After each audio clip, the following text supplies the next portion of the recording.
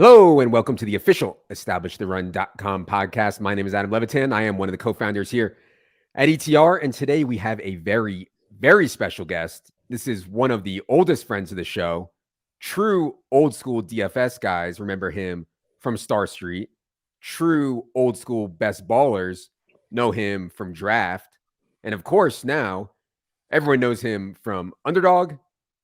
It is Jeremy Levine. Jeremy, how's it going, buddy? Good, man. Psyched to be back. It was just about 3 years ago. I think it was right when we launched Underdog that I was last on. So what a crazy last 3 years it's been. Yes. If you guys aren't familiar with Jeremy, I highly recommend you go back and listen to him on episode 82 of this very podcast. We talked about his background and everything, how he got started and how Underdog came to be, what happened to Draft, et cetera, et cetera. So I think we're not going to go back over all that background here today, but I think you guys will enjoy episode 82 if you're listening to this and haven't listened to it before. All right. As we get into it here today, Jeremy is, of course, the founder of Underdog, which has completely taken the world by storm. And honestly, I thought it would be successful because I was playing MFL 10s, way before this was even an idea. I was playing MFL 10s. I was like, this is the best thing ever. I'm at a stage in my life. I don't want to trade. I don't want to do waivers. I just want to draft. Drafting is the best part of fantasy. That's what I love to do. I knew it would be popular. I never thought in a million years that the valuation of Underdog would get completely mind-blowing, that you would fill 100,000 person contests in 24, 48 hours, et cetera, et cetera. Has the way the best ball boom has gone exceeded your expectations, Jeremy, or is this kind of what you thought all along? Definitely. I did not think we'd be running a $15 million tournament this year or in our third full year. And just seeing how fast things fill. I forget the exact stats, but I think we basically did more entries in this BBM than we did in the very first BBM in the first 48 hours or something mind-blowing like that. It's been so cool to see the adoption of best ball and the growth of best ball, and I think it keeps on going. Other than ETR promoting best ball, which is obviously a massive, massive factor, what do you attribute the success to of this best ball boom? Because honestly, you guys are the biggest, but there's other best ball sites doing really well now. Everybody is playing best ball now. What do you think is going on? Look, it's something we realized as we started to offer the game and just saw people engaging with it back at Draft. It's, in my opinion, it's the most fun form of fantasy. I love fantasy sports. I played fantasy sports my whole life, but the management gets taxing. You can only do so much of it because of the management, right? You can't, if you're taking it seriously, 2, 3, 4, 5, that you can't be in 8 leagues. That's a full-time job if you're really taking it seriously. And everyone, you ask people, I ask people very often, what's your favorite part of fantasy? And there's a good answer, which is a rare answer, which is winning. But 9 out of 10 times the answer is the draft, right? And it's everyone's favorite part of the experience. And obviously best ball is it brings you the draft without the management. You can do as many of them as you want. And it's such a fun format and a way to play fantasy. And I love the slow draft because it's hard for me to find 40 minutes or an hour to dedicate to a draft. Yep. But you can enter as many of them as you want. 8-hour pick clock, it pauses overnight. And for me, I think I probably have 8 or so going right now, right? And at any given time, you can have as many as you want. You got to pick up your phone once a day and make picks. It's such a fun way to just be involved in the off season.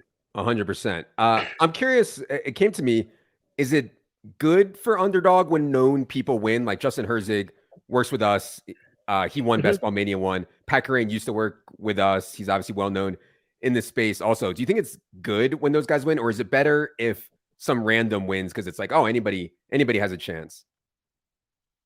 I don't know that it matters much. I think there's pluses and minuses to any winner, and everyone's going to be kind of unique in that. But I don't think it has a huge impact.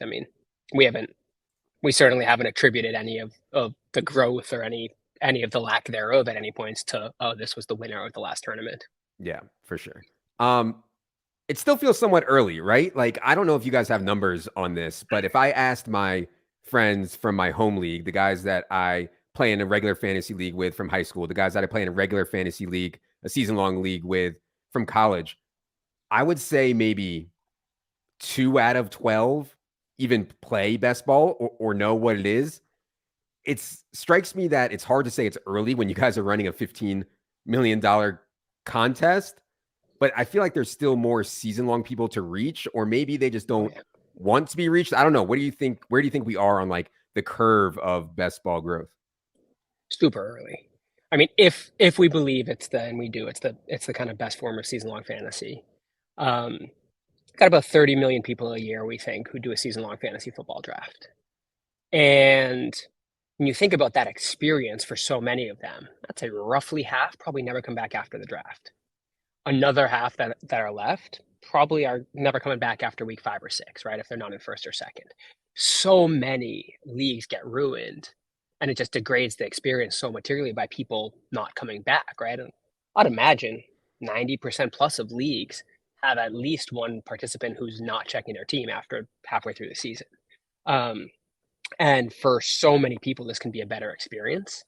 And it's definitely not there yet. I mean, it's gone from the DFS players, the really hardcore fantasy players, like it's becoming more casual. And we definitely see those people who are doing it, who are just coming in for one draft a year, versus we've got some people who do 4 or 5,000 a year, right? We're seeing more of the casual, but I think there's a ways to go and a lot of opportunity between kind of now and when it is the format that they're talking about on air, when they're talking about it on ESPN, or kind of the casual person is playing over the commissioner style with management league. I think at some point there will be that flip. Uh, I have an idea for recruiting more casuals. Get Josh Norris off the commercials. No more Norris. No more Norris on the commercials. We need somebody big time. We need like a big time I actor. We need someone big time. No more Norris on the commercials. I've got bad news given some of the commercials I've seen coming. We've definitely got him in a few, but there's more coming, and there will be some with people you don't know, for Okay, sure. We've got plenty of new creative coming out this year. good. I mean, it's definitely good for everyone to attract the Norris masses. performs well. The people like Norris. It's incredible. I was like walking through the airport and like there's TVs everywhere and it's Norris's face. I mean, I've known Norris for 10 plus years. Just his face on every TV in the airport on Underdog commercial. I was like, man, this is getting huge. Anyways. just following you around. Anyways. Okay. So if it's early for people, it's certainly early for us trying to analyze this stuff. And obviously, like Leone and our data analytics team went through the data from all the previous BBMs. Leone came up with the manifesto, which is like, if you're serious about this, you should 100% read it. We are still learning. It's still very early. We don't have huge samples of data on what we should and shouldn't do. I think this kind of content is good for you guys in terms of promoting the game and stuff like that. There is a line there somewhere, right? And people have said, hey, why don't you guys make up a tool that you can overlay on Underdog and it shows you what the best pick is here. It shows you what your stacks are. It shows you what we expect to be left later in the draft. It shows you your exposure so far if you want to diversify a bit, et cetera, et cetera. How do you think about tools and automation around Underdog drafts? Yeah, it's a really great question, right? I think we're definitely. I mean, it's sports. There's always going to be things that happen that have never happened before. But we're definitely it's a conversation we have often of like you look at poker and poker's become much in a lot of ways a solved game, right? Obviously never fully, and there's always the human elements of it, but like optimal strategy gets solved, and yeah, there's game theory, and then obviously that changes. But it leads to a game where a casual customer doesn't have a good chance of winning, and we want to make sure that that doesn't become the case. Um, so it's something we think about a lot. I mean, it's part of changing up the structure of prizes. And I mean, I'm sure you saw we recently released weekly winners, which is kind of a totally different game where it's the same best ball style draft, but it's you make money from winning in a specific week rather than winning at the end of the season and winning in playoffs. Um, and so that changes up kind of the solutions, Mm-hmm. per se. So it's definitely something we think about a lot, and want the game to remain fresh and interesting, and a game that everyone's kind of on a relatively even playing field with. Yeah, to me, like the line is off the actual draft applet. In other words, if I want to download data, if I want to have exposure tools, if I want to have tools off of the actual draft applet, that strikes me as fine. When people start having things overlaying on their draft screen that tells them what the optimal pick is based on ETR data or ETR rankings or whatever, that seems like the line you guys have drawn. Is that fair to say? Yeah, Okay. exactly. Okay. I feel like other companies in the space had a chance to get in on best ball. You can go back and listen to what happened with draft and a bunch of other stuff. They just seem to ignore it. A lot of companies just didn't want to take it on. And I was thinking about why. And maybe it's because they didn't think the ceiling was that high, because obviously in DFS, you're raking people constantly, right? You're raking people every contest they play. And they're playing contests constantly. The tournament, their money's constantly turning over. You're constantly raking them. This is a bit different because you rake once a year and the money gets paid at the end of the year. Now, I know you guys have weekly games. They're not as popular as the season long games. Do you think that's a reason why other companies haven't tried this? And is there anywhere you see best ball going from here that might be a little bit different? I know you guys are innovating games all the time. Yeah. Look, our vision always has been to create a full suite of games, a full suite of experiences for customers. And best ball is a huge part of that. Best ball on its own wouldn't make for a great business. Right. Just a pure best ball site, right? But people love best ball. They love playing best ball. We acquire a lot of customers, especially now in the off season, who want to come in and still be enjoying the NFL, Yeah. which there's not really many other vehicles, really no other great vehicles to enjoy the NFL in the off season, and think about the NFL and talk about the NFL. And so it's a great way for us to get customers, and it's customers who stick around. I mean, they're obviously checking their scores during the season, but they want to come back and play every single year too. So it's really it's great for our business as it fits in with the other games we offer, and obviously the vision we have of going to offer a ton more. It all fits together. You mentioned other games that you offer. I have not been able to play Pick'em here in Colorado. I know people love it in other states. It seems like it's incredibly popular to me. Is that something you guys expected, or was that like in the plan to always come up with a Pick'em type game? Yeah, it's such a fun game, and it's exploded in popularity. It's just such a fun, quick, simple fantasy game.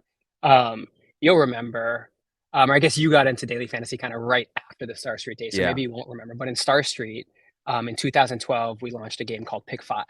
It was the first ever single player fantasy game, single player pick'em fantasy game where there were 5 head-to-head player matchups. So each week, and it was your buddy Peter Jennings, our good buddy Peter Jennings, setting those for a long while, and it'd make gaffes sometimes. There was LaShawn McCoy, or LaShawn McCoy. There was a tight end also, or something. There was an Alex Smith tight end and an Alex Smith quarterback. Yeah. There was 2 LaShawn McCoys would sometimes put up the wrong one, and everyone would take us for all our money on those. But it was 5 head-to-head player matchups. So it's Tom Brady versus Aaron Rodgers, who's going to score more points, and you make those selections. You can play for 3 for 5 to basically double your money, or 5 for 5 to 20 extra money. So it's the first ever single player pick'em game, and that's obviously evolved a ton from there.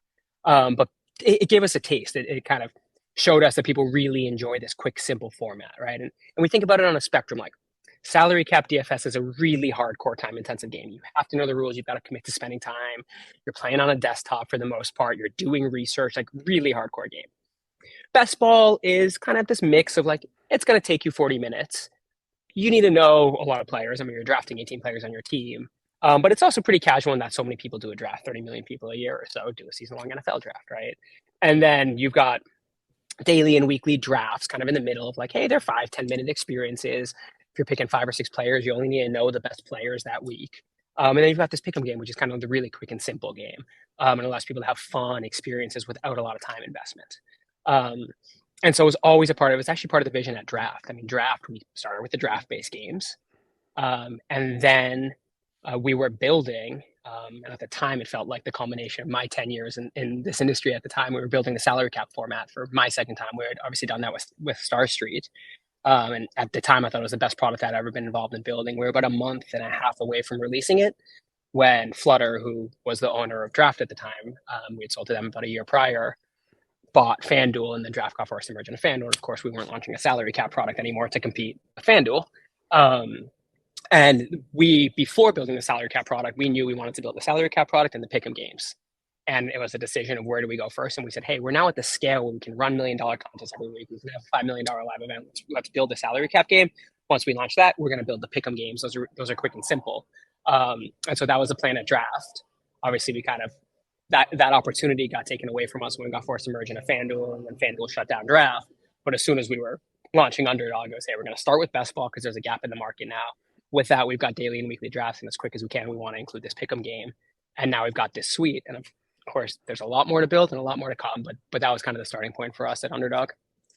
I'm excited for maybe one day Colorado to have pick'em because I actually think that I can beat you guys for a bunch, quite frankly. So yes, I'm excited about it. The ETR people are smart. I know you guys have good data there, but come on and try. I'm curious to see. Okay. I wanted to get your take on the sports betting industry as a whole. Like my take has always been that on the surface, sportsbook is a better business than it seems on the surface, right? Like the legal costs of running a sportsbook are insane. The lobbying costs are incredible. The taxes in a lot of states are like flat out crippling and make it almost impossible to operate. And it feels to me like a lot of these books are just trying to pivot people to iCasino, which obviously, if anybody listens to me, I would recommend you never in your life play any kind of pick game or definitely not iCasino. But anyways, I'm curious what you think of the current state of sports betting. We're like 5 years in now since PASPA was repealed. Any macro thoughts on the state of sports betting? Yeah, I've got a ton. I'll try not to ramble for the rest of our time on them. I've always thought about it in waves, and I've always thought the first wave is 5 years, and that's how it feels to me. I think we're kind of at the very end of wave one now. We're transitioning to a wave two. Wave one was kind of PASPA was repealed, and it was a grab market share. Everyone had unbridled optimism and thought there was massive opportunity. It was really obvious to me 5 years ago, and I think this was a pretty contrarian take then, that FanDuel and DraftKings would be the leaders 5 years in. A lot of people said, hey, what about Caesars and MGM? They've got 55, 60 million loyalty rewards. They've got customers, but it's a lot of grandmothers with a loyalty rewards card. That's very different than someone who's already playing real money fantasy sports, money in their account, a credit card attached to that account, already KYC'd, playing real money sports games. And that's obviously proven true. I remember saying back then, I'd take Draft's user base. We had about 350,000 at that time active customers. I'd take Draft user base over the Caesars and MGM user base as a starting point here. I mean, I think looking back, that looks right. And right now, obviously, FanDuel and DraftKings are dominating. They're together are about 75% of the market. And wave one was like the get on the rails phase. You know, is bring the product over, bring the sportsbook product, and get it into as many markets as possible. And that's happened. There's now 27 states, I believe, with online sports betting. Mm-hmm. That part's mostly happened, right? And the product got brought over from the UK and Europe. It's the sports book, and now Americans can bet on a sports book. I think wave two is going to see innovation and see a focus on product and see a real focus. I mean, it's our whole motto. We started this business just over 3 years ago with the biggest ambitions, right? We want to build the biggest company in the space, but really simple thesis. We believe we can do it by building the best product for the American sports fans, because the American sports fans are so different than who the sports book was built for. And the sports book, I think, is a good experience for someone who's quite hardcore, who wants to be spending time, who's taking, much like the salary cap format game was in fantasy, right? It's a great experience for someone who's thinking about this really financially minded, thinking about it as a profession, thinking about making transactions, but it's far different than playing a game. Obviously, with Underdog on fantasy, we try to create games. We want to increase enjoyment with sports for people, and we want to give people ways to express opinions on sports. And that's what we view as our opportunity, just to build games.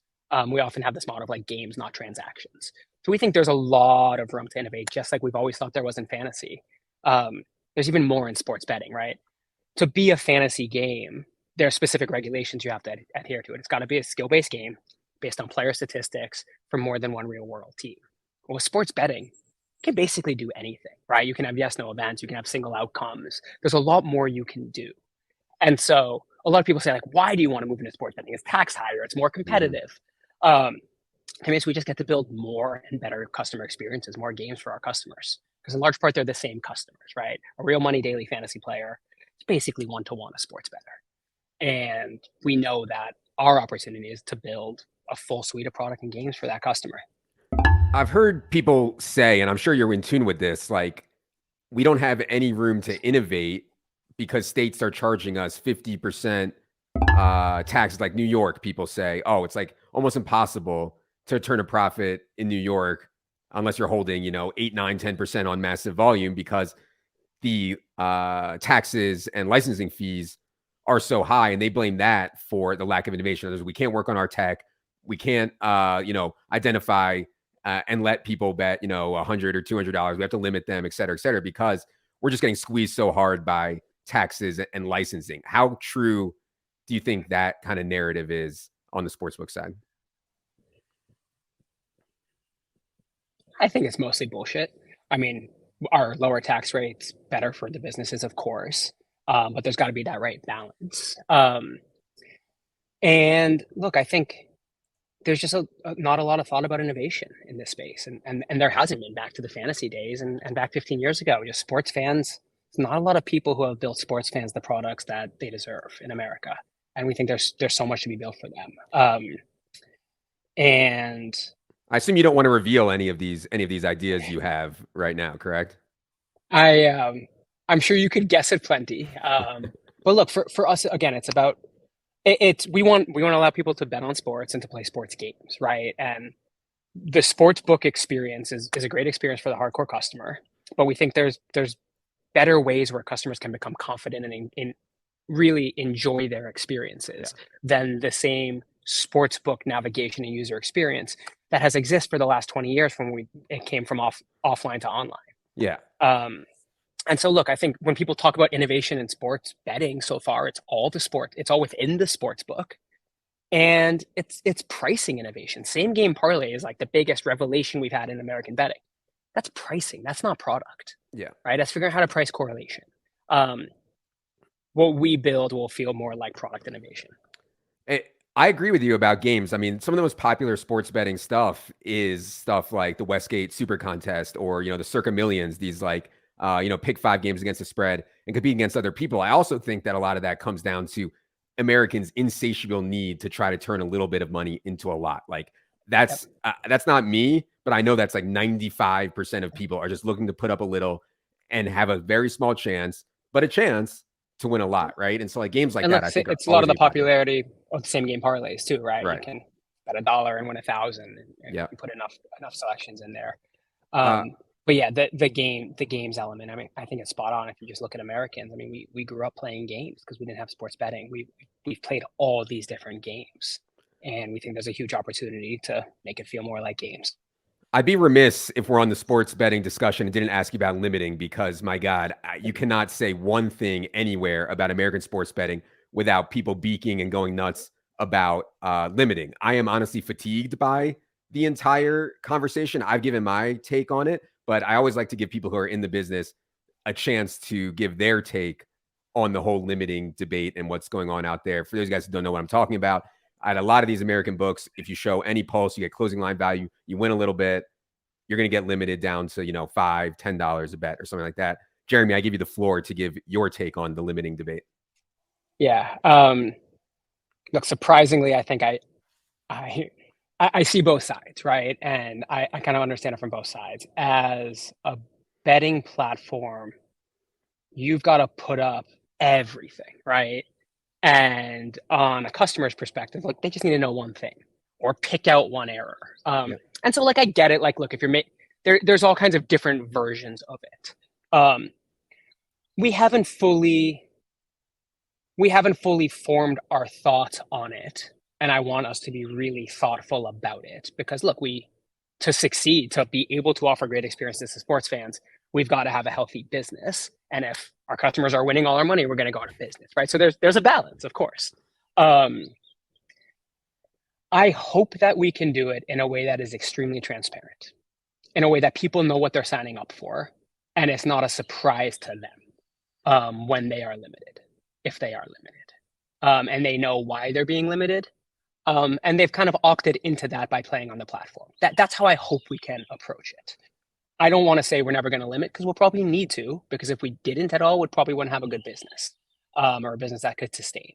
But I hope it is not in a way that our customers feel is unfair. I'll give some free consulting advice here to any sportsbook out there listening. This is how you solve it. It's so easy. If you put a line up, you have to be willing to take $200 on it. Period. $200. You're not asking a lot. So everybody gets $200. It's posted on the site. Everybody gets $200. If you want more than $200, you can go ask for it. You can go ask the traders for it or whatever, and it'll go to review. Just give everybody a blanket 200. And I think a lot of this complaining would stop because 99% of the market doesn't even want to bet more than 200. They're getting limited after they bet $50 or $100 and they get some CLV. Next thing they know, they're limited to $5. They weren't even trying to bet a lot. Give everyone 200. If you want more than that, you have to ask for it. I mean, is that hard?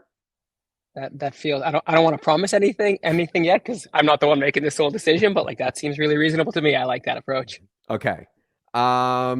Miko asked, how far are we away from Underdog Sportsbook? Jeremy hinted at some innovative games coming. Would he be interested in giving the people some alpha on the ETR airwaves? When can we expect the Underdog Sportsbook? I don't want to give dates, and I also don't want people to view it as a sports book. It's going to be a sports betting platform.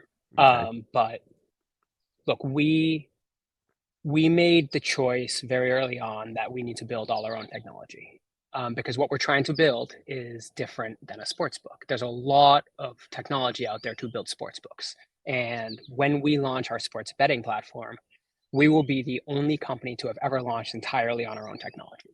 And it means we go slower. We've got a lot to build. We go slower to get there, but we're taking a really long-term view at it. And we're really lucky to be able to, because of the health of our business and the great investors we have, take a long-term view, because we want to be the biggest company in the space in 10 years. We're not trying to be the biggest company in the space tomorrow.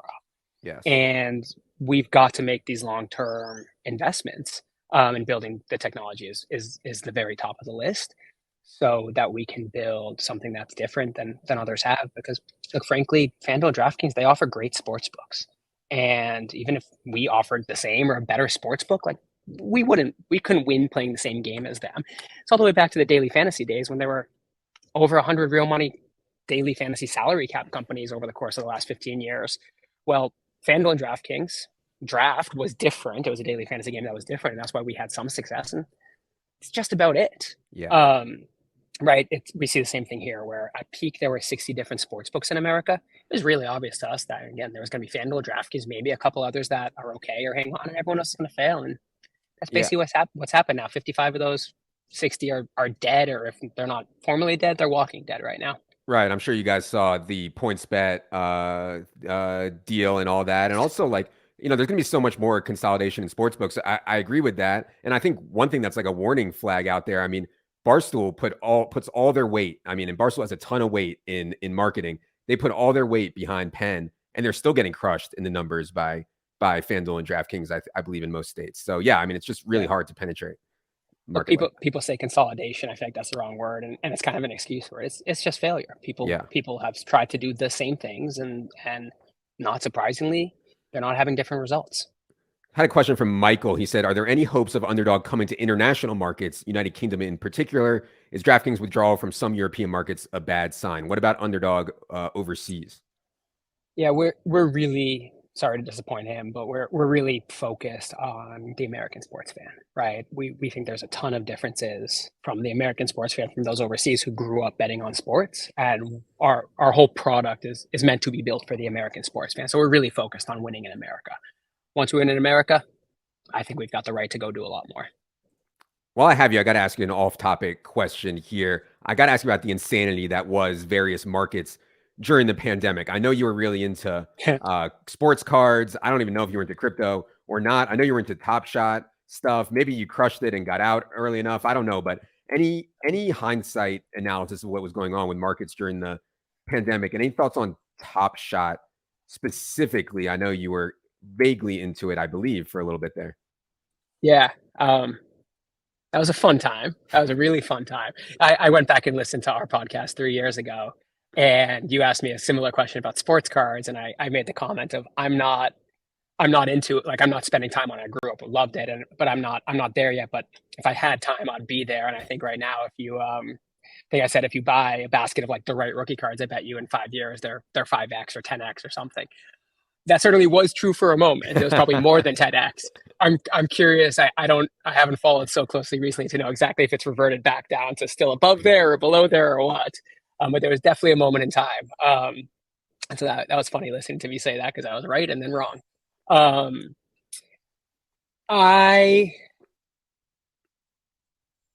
I think there's really interesting behaviors there, both in sports cards and in digital collectibles, and Top Shot being kind of that, and Sora being the top ones, obviously.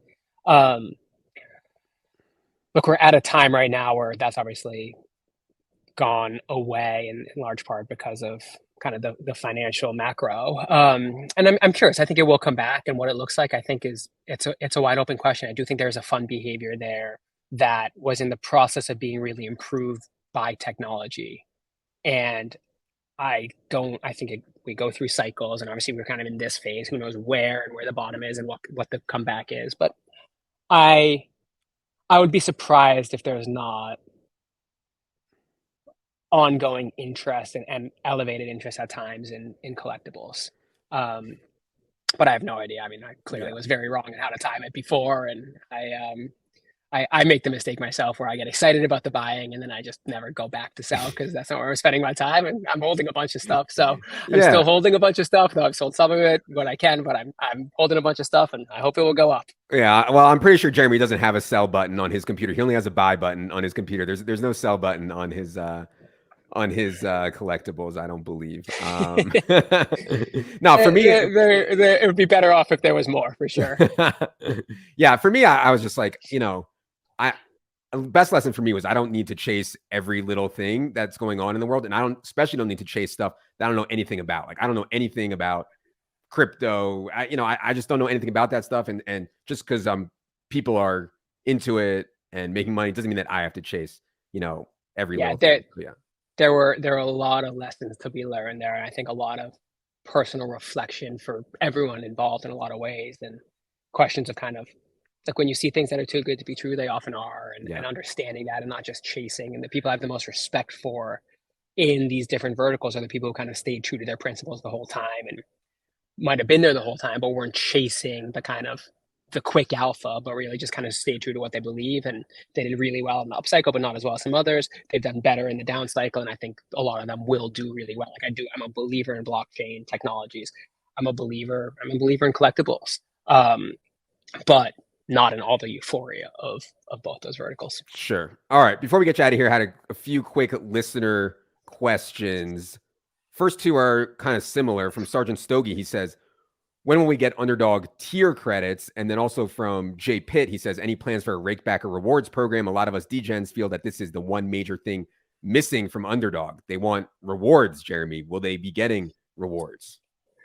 We're talking a lot about how we want this to be for Underdog, and community, VIP, loyalty, and how it all fits together, and how we can do something unique, that is better for our customers, better for our business than the other kind of machinations of it out there. So it's something we're talking about, but we don't have our plan set on yet.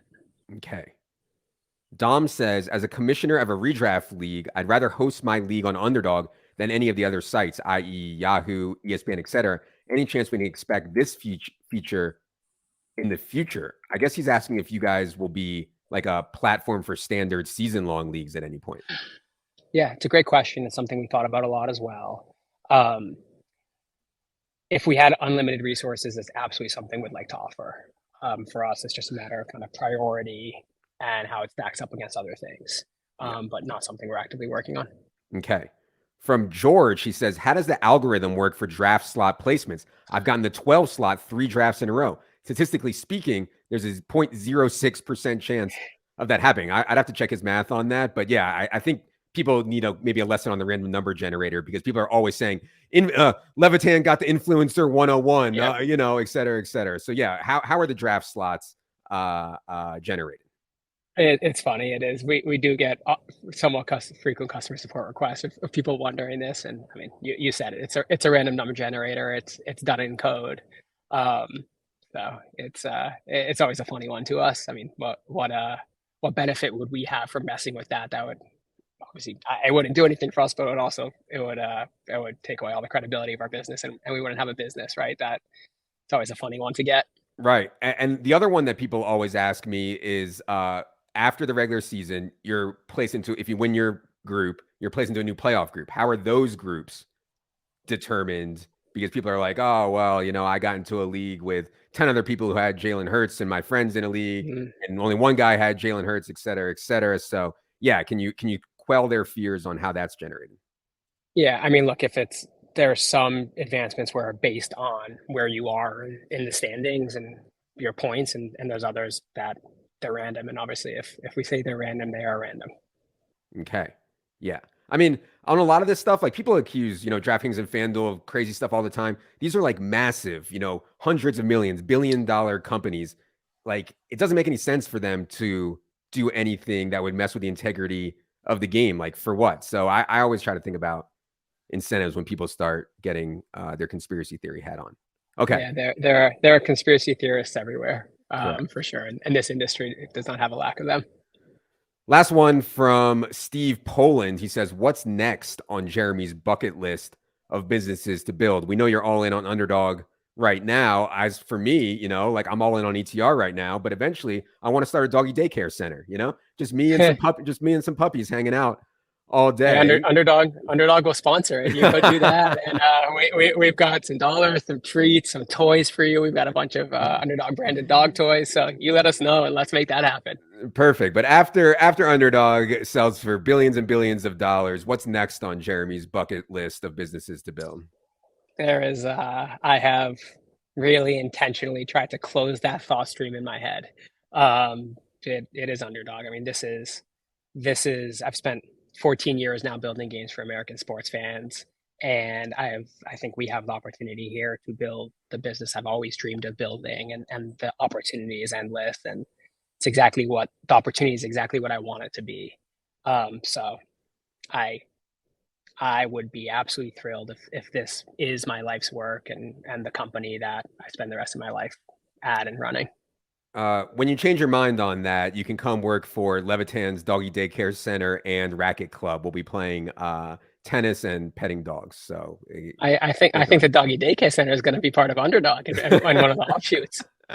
That's how we've had the talk. It's like, hey, are there dog parks we could go sponsor everywhere, or kind of how do we bring more of the dog piece of Underdog to life? There's things coming there for sure. Perfect. All right. Really appreciate the time as always. If you want to be found, which I'm not sure you do, but if you want to be found, tell the people where they can find you on social or anywhere else. Jeremy Levine, just about everywhere. Jeremy Levine, Jer Levine on Twitter and everywhere else. As always, appreciate the time. Awesome. Jeremy. Thanks, Adam. Thank you. For producer Luke. For Jerry, the most beautiful beast in the world, who may be in some Underdog commercials one day, if I'm hearing this correctly. I am Adam. Good luck, everybody.